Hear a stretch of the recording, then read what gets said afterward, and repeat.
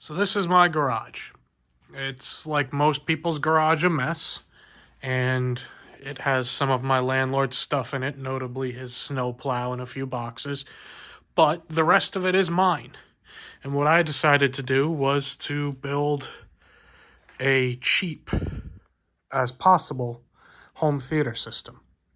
Now, when I say cheap as possible, I mean as cheap as possible. Now, what that included was, obviously, I needed a projector. So the first thing to do, most people would think if I'm buying a cheap one, is to get one of these, which is a value projector you can find at Walmart. I actually got this one last Black Friday at Family Dollar, and I think I paid all of $30 for it. Which that is cheap, but it's garbage. So I couldn't use that. Luckily, I ran into this. What this is an Epson 822 Plus, which I found at Goodwill for the remarkable sum of $30.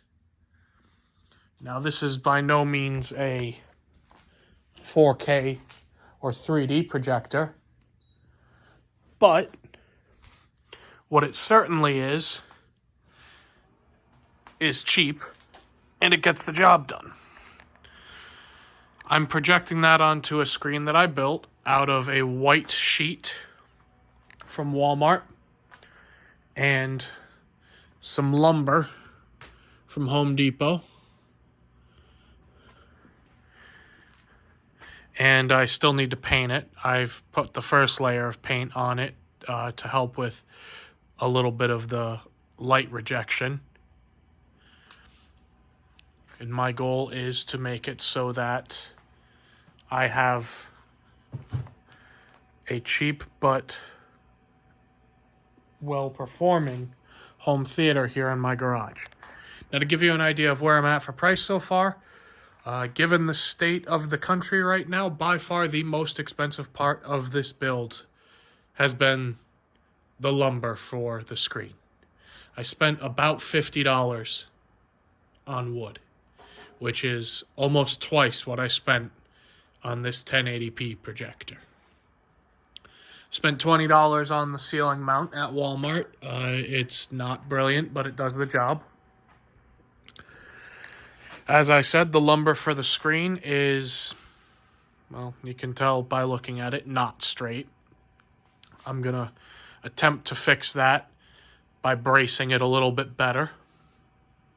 I might even just leave it be because in a hilarious twist, the bowing is a little bit on the left side and the projector is a little bit face towards the right because when I mounted the ceiling mount, I didn't mount it square with this wall. So the bow in the screen makes up for that, and as a result, I have a pretty square image. I'm probably going to get some blackout curtains, certainly to replace my cardboard job over there, but also just to put up against the wall so that it doesn't look like I have a Turkish prison cell for a home theater. I'm probably going to put some LED lights up in the rafters. Nothing crazy, just something so that I can have a little bit of ambient light with the lights off so that it's not pitch black in here. And as you can also see, this space is shared with my makeshift workshop and my photo studio. In case you're curious, by the way, these are seats from Shea Stadium. I'm a pretty big Mets fan, so this is the closest I can get to watching a game at Shea Stadium ever again. I'll keep you updated with any progress, any changes I make, and I'm hoping that it actually turns out looking pretty decent.